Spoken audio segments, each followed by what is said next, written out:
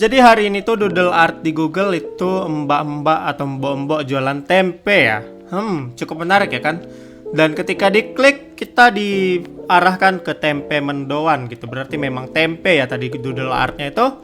Jadi mari kita sedikit membahas hal ini. Jadi katanya hari ini tuh tempe atau tempe menjadi Google Doodle di Indonesia.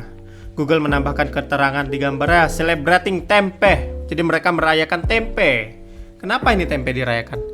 Jadi tempe itu ternyata nggak cuma terkenal di Indonesia sekarang ya, atau nggak cuma banyak dimakan di Indonesia, tapi juga udah mendunia gitu.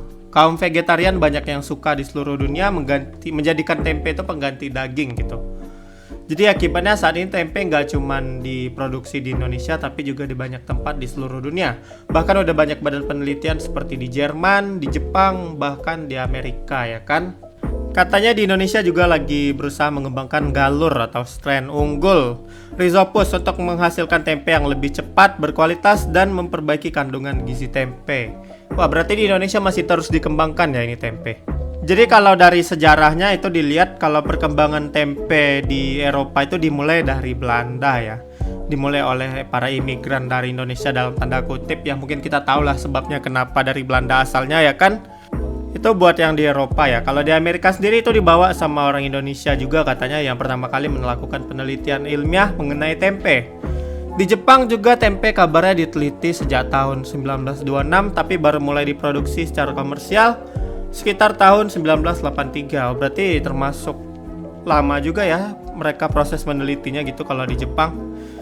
Jadi pada tahun 1984, berarti udah lama juga ya. Udah tercatat 18 perusahaan tempe di Eropa, 53 di Amerika, dan 8 di Jepang. Itu data tahun 1984 ya. Kalau data tahun 2022-nya nggak dikasih tahu sih.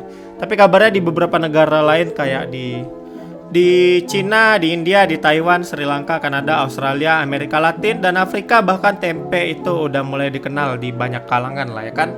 Jadi tempe udah mendunia ya kan ceritanya. Dan apakah karena itu sebabnya makanya harga tempe akhir-akhir ini makin naik ya? Ya gue biasa beli tempe dulu 500 perak masih dapat ya kan.